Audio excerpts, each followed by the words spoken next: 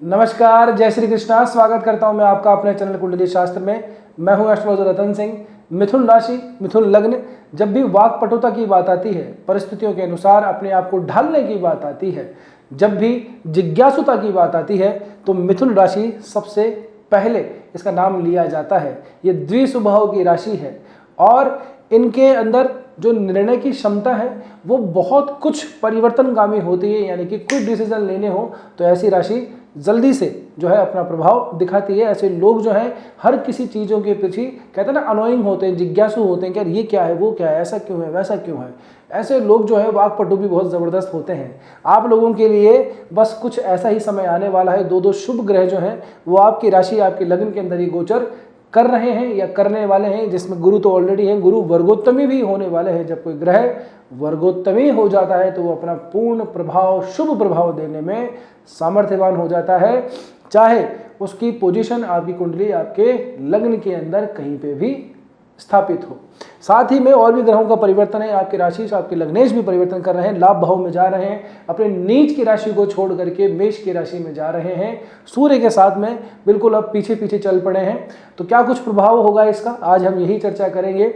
आने वाला महीना, मई का महीना, क्या कुछ आप लोगों के लिए इम्पैक्ट लाने वाला है, योजनाएं सफल होंगी या नहीं। अब तक बहुत कुछ जो है चला ही जा रहा था, बस दिमाग में है। अब उसमें स्मूथनेस थोड़ी सी बढ़ेगी या नहीं बढ़ेगी, आगे कुछ हमारा काम भी चलेगा या नहीं। करियर के अंदर इतने दिनों से बुध महाराज 30 अप्रैल तक तो ये नीच के ही थे। उसके बाद में बुध जो है मेष राशि के अंदर प्रवेश किए 14 मई के बाद में। 15 दिनों के अंदर अंदर आपके जो राशिश हैं वो आगे गोचर कर जाएंगे वृषभ राशि के अंदर 12वें भाव के अंदर। तो कमर थोड़ी कस लीजिए। ये समुद्र मंथन से जैसे अमृत निकलता है ना, तो ये उस मंथन करने के बाद में अमृत निकालने का समय है। और इस अमृत का जो पान है वो आपके लिए अमरता का वरदान सिद्ध होने वाला है। सबसे पहले ग्रहों की परिवर्तन की बात करें तो सबसे पहले मंगल को ही ले लेते हैं। मंगल महाराज, क्योंकि 11 मई को पहला परिवर्तन इन्हीं का ही होगा। 11 मई को मंगल जो है वो आप लोगों के लिए जाएंगे अपनी खुद की मूल त्रिकोण राशि के अंदर, लाभ भाव के अंदर। मंगल वैसे इस जो चार्ट है उसके लिए काफ़ी कुछ इंपॉर्टेंट रोल प्ले करते हैं, खास करके करियर के पॉइंट ऑफ व्यू से, कर्म के पॉइंट ऑफ व्यू से, क्योंकि अर्थ त्रिकोण के अंदर जो छठा भाव है वो मंगल के पास में ही है। इसके साथ साथ में जो इच्छा पूर्ति, जो लाभ भाव है, उसका भी जो स्वामित्व मंगल के पास में है।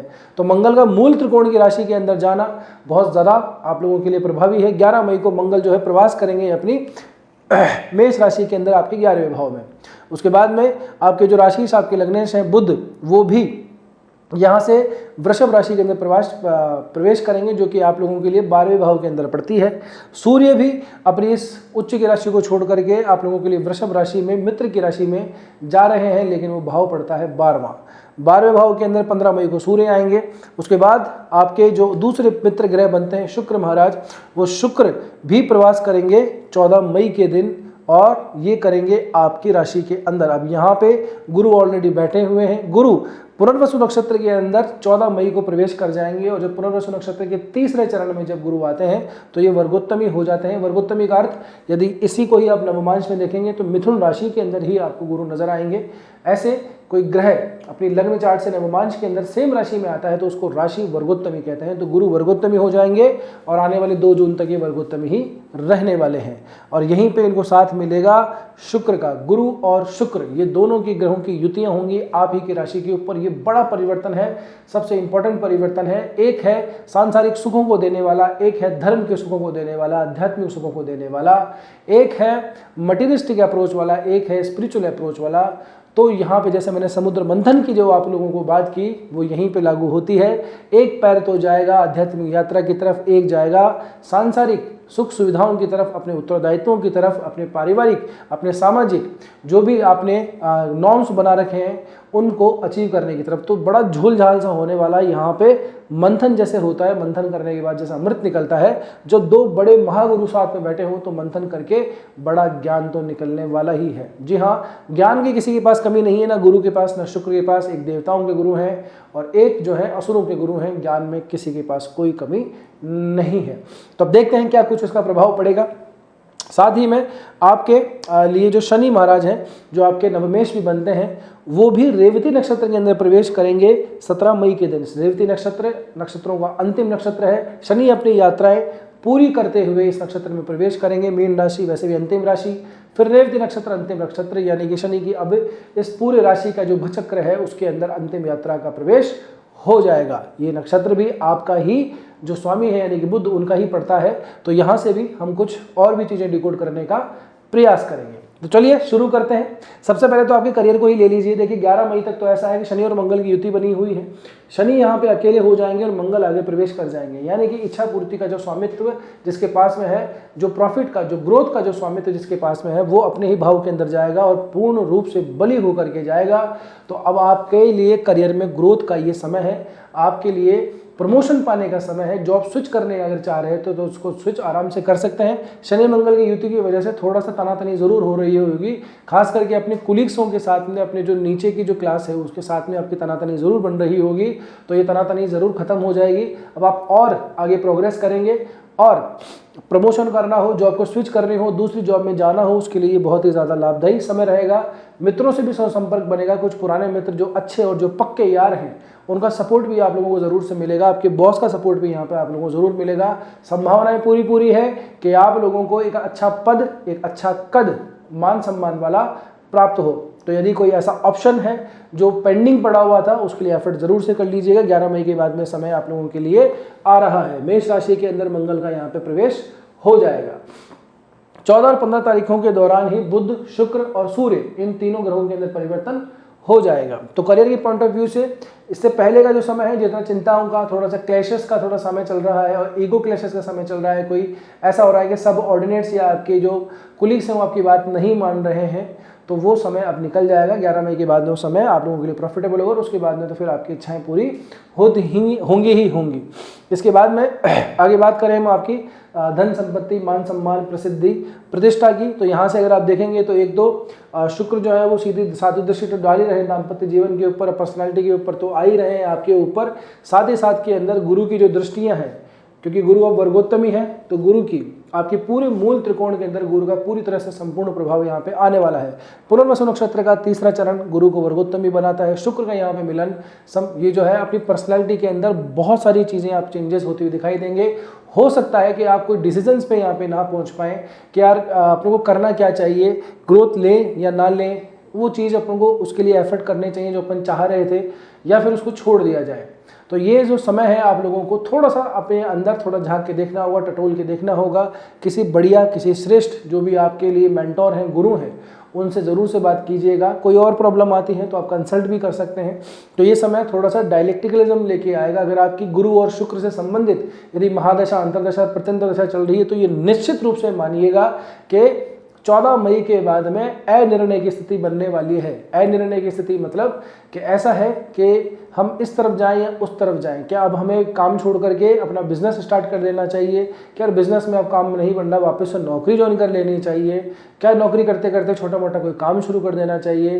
किसी और को भी साथ में ले लेना चाहिए? ऐसी तमाम जो चीज़ें होंगी वो आपके दिमाग में इस समय पर ज़रूर आएंगी। बहुत दिनों से आप जो है इस मामले के अंदर सोच रहे होंगे कि यार जॉब करें ना करें, जो खुद का डालने ना डालने, वो मंथन करके उसको अमृत निकालने का समय आप लोगों के लिए इस समय पे बनेगा। तो 14 मई से लेकर के आगे का जो समय है वो इसी पे ही दारोमदार पूरा होगा कि अब आगे की जो जिंदगी है, आगे का जो जीवन है, वो किस दिशा में जाइएगा। क्योंकि इस तरह का जो अवसर आता है वो साल में अमूमन एक आध बार ही आता है। तो गुरु और शुक्र जैसे ग्रहों की युतियां दोनों शुभ ग्रह हैं, आपस में बनती नहीं, ये सत्य बात है, लेकिन फिर भी इन दोनों की शुभता का आपकी पर्सनालिटी के अंदर इम्पैक्ट जरूर पड़ेगा। एक तरफ चार्मिंगनेस आएगा, घूमने फिरने का मन करेगा, दुनिया जहान की सारी दौलत, शोहरत, वैभव, सुख, समृद्धि वो प्राप्त करने का मन करेगा। दूसरी ओर ऐसा होगा कि कुछ नहीं धरा है इन सब चीज़ों के अंदर, जैसा चल रहा है वैसे चलने दो, या फिर जितना भी है उसको भी छोड़ कर जितना ज़्यादा रिलैक्स हो सके उतना ठीक रहेगा। ये आपकी उम्र, आपकी अवस्था, आपके अनुभव पे भी निर्भर करता है। और सबसे इंपॉर्टेंट बात कि आपका खुद का जो लग्न चार्ट है, जी हाँ, आपका स्वयं का, आप अपनी खुद की पत्रिका देखिए, वहाँ पे ग्रहों की पोजीशन कहाँ पर है, शुक्र और ग्रह जो गुरु महाराज है उनकी पोजीशन कहाँ है, अगर वो कंजक्शन बन रहा है या दृष्टि संबंध भी आ रहा है या फिर एक दूसरे षडाष्टक बैठे हुए हैं, इस तरह की कैसी जो है कैलकुलेशन बन रही है, फिर उनकी दशा अंतरदशा को देखिए, इस समय में वो पड़ रही है, तो ये मान के चलिएगा अब जो समय है काफ़ी कुछ परिवर्तनकारी होने वाला है। अगर ईश्वर ना करे इनकी स्थिति आपके चार्ट के अंदर ठीक नहीं है तो फिर दिमाग के अंदर ब्लास्टिंग होने वाली है। अब ये सामान्य आदमी को समझ में नहीं आता है कि यार इसको किस तरह से फलित करें, किस तरह से कैलकुलेट करें। अगर आपको कोई ज्योतिषीय प्रश्न है, उसका कोई आप समाधान जानना चाहते हैं, हमसे संपर्क करना चाहते हैं, मुझसे कंसल्ट करवाना चाहते हैं, तो नीचे इन कॉन्टैक्ट इन्फॉर्मेशन दी हुई है, आप जाकर के आप जो है अपना अपॉइंटमेंट बुक करवा सकते हैं। बहरहाल आगे बढ़ते हैं। तो ये जो समय है पूरी पर्सनालिटी के अंदर एक पूरा जो है ना परिमार्जन लेकर के आएगा, पूरी तरह से रीइंकार्नेशन लेकर के आएगा, जो डिसीजन पेंडिंग पड़े हैं उनको फलित करके आएगा। लेकिन अब जो इसके बाद डिसीजन ले लें उस पर बिल्कुल ही अडिग रहना है और उसी को आगे फॉलो करना है, क्योंकि समय बदलेगा। गुरु महाराज 2 जून को आने वाले जो लगभग क्योंकि 14 मई को आसपास गुरु जो है पुनर्वसु नक्षत्र में प्रवेश करेंगे और इसके लगभग 17-18 दिन के बाद में गुरु जो है अपनी उच्च की राशि के अंदर प्रवेश कर जाएंगे। शुक्र भी पीछे पीछे से आएंगे। तो ये स्थिति जो है आप लोगों के लिए आने वाले समय को बहुत ज़्यादा परिवर्तन करने वाली है। गुरु का ये जो गोचर है बहुत बड़ा गोचर होगा, बहुत बड़ा परिवर्तन होगा। तो ये आप लोगों के लिए बहुत ज़्यादा इंपॉर्टेंट रहने वाला है। 15 दिन के अंदर अगर आप देखेंगे तो अभी बुध ने पलटी मार ली है आपके जो राशि से, यानी गुरु बुध जो है बहुत अतिचारी अवस्था से चल रहे हैं, क्योंकि वक्रित है अभी, तो उन्होंने स्पीड पकड़ करके फटाफट से 15 दिनों के अंदर अंदर ये आप लोगों के लिए आ चले हैं। कहाँ पे? 12वें भाव के अंदर, ठीक है ना। यहाँ से आपके राशि का 12वें भाव में आ जाना, सूर्य के साथ में रहना। सूर्य अगर देखेंगे तो पराक्रम भाव का स्वामी है। अपने से अगर आप देखेंगे तो ये 4-10 का संबंध बनाता है। कुल मिला के बात यह है कि इस समय पे आप लोगों की यात्राएं थोड़ी सी रहने वाली हैं, थोड़े से खर्चे यहाँ पे आने वाले हैं, तो जेब को थोड़ा सा कंट्रोल करके रखिएगा। वैसे भी आप बड़े बातचीत करने में लोगों को जो है अपने अनुसार ढालने के लिए बहुत ज़्यादा विख्यात होते हैं, तो अपनी भाषा को थोड़ा सा प्रयोग कीजिएगा और खर्चों को थोड़ा सा कंट्रोल करने का प्रयास कीजिएगा। अनावश्यक यात्राएं करने से इस समय पे आप लोगों को बचना चाहिए। आगे बात करें रिलेशनशिप वगैरह की हम, तो रिलेशनशिप के अंदर भी कुछ नया चेंजेस आने वाला है। अब जो रिलेशनशिप चल रहा है वो कच्चा कच्चा नहीं रहने वाला। अब आपके दिमाग में रहेगा कि यार बहुत हो गया टाइम पास, अब अपनी लाइफ को थोड़ा सेटल करने का टाइम आ गया है। जिन लोगों की ऑलरेडी सेटल है उन लोगों के लिए ऐसा है कि अब बस जितना है उतना ठीक है, वो थोड़ा सा आगे बढ़ा जाए, अपने जो संबंध है उनको थोड़ा सा आगे बढ़ाया जाए, थोड़ी सी नॉलेज और बढ़ाई जाए। जो ऑलरेडी सेटल्ड है, यानी कि जो मैरिड है उनके लिए कह रहा हूँ, और जो मैरिड नहीं है, जो रिलेशनशिप के लिए हैं, उनके दिमाग में रहेगा कि अब बस बहुत हो गया टाइम पास, अब आगे इसको जो है शादी में कन्वर्ट किया जाए, या फिर जो भी जिसके भी साथ में है क्या वो फिट बैठ रहा है या नहीं बैठ रहा है। ऐसी बहुत सारी तमाम चीज़ें आपके दिमाग में आएंगी। तो रिलेशनशिप को लेकर भी इस समय पे काफ़ी कंफ्यूजन आप लोगों के दिमाग में रह सकता है, क्योंकि गुरु की दृष्टि तो पड़ी रही है, साथ ही इसका स्वामी जो है वो भी इसके साथ में बैठेगा।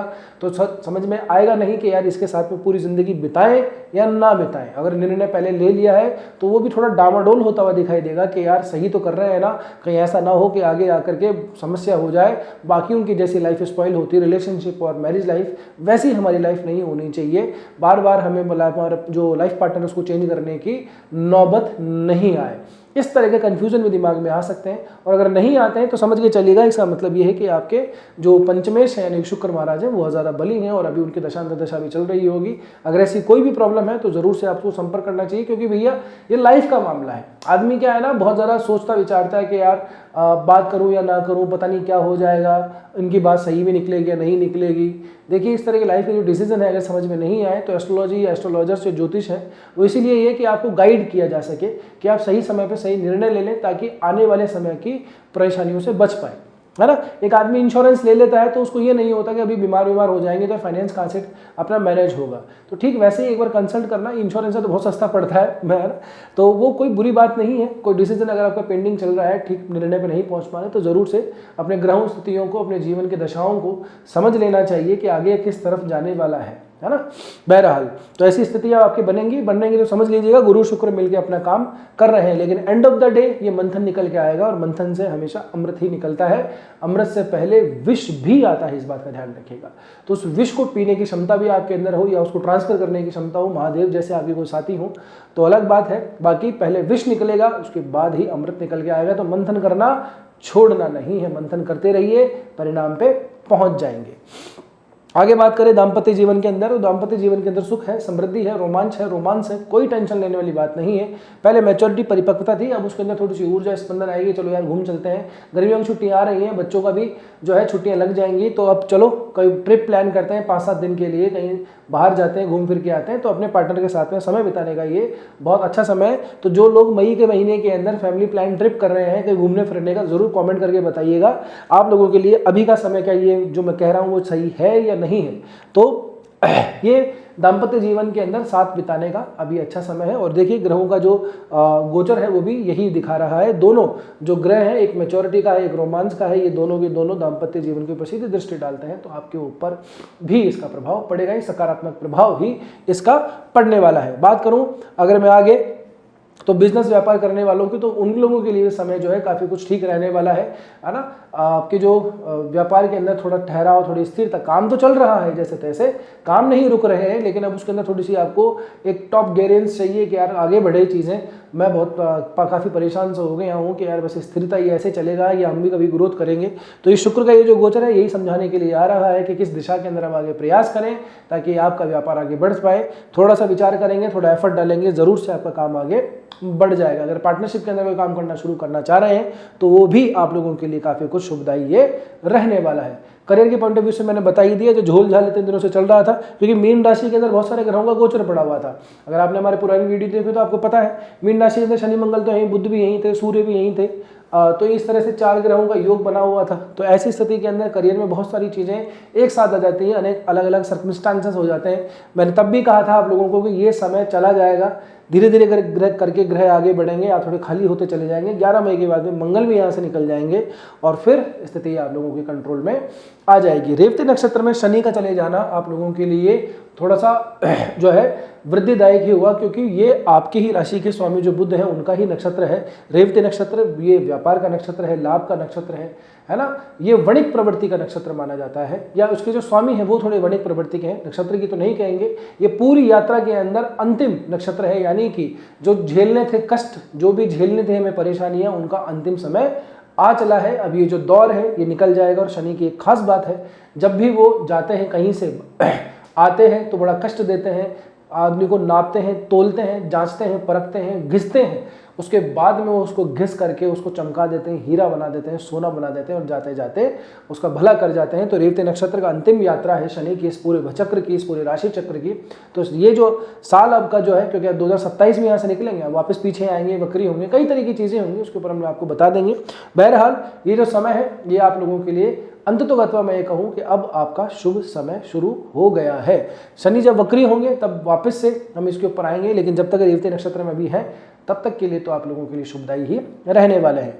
और भाग्य का सपोर्ट भी आप लोगों को ज़रूर से मिलेगा। राहु जो है वो अपनी जो कुंभ राशि है उसके अंदर है। 30 मई के दौरान, 30-31 मई को राहु जो है वो नक्षत्र के पद में परिवर्तन करेंगे, ठीक है ना।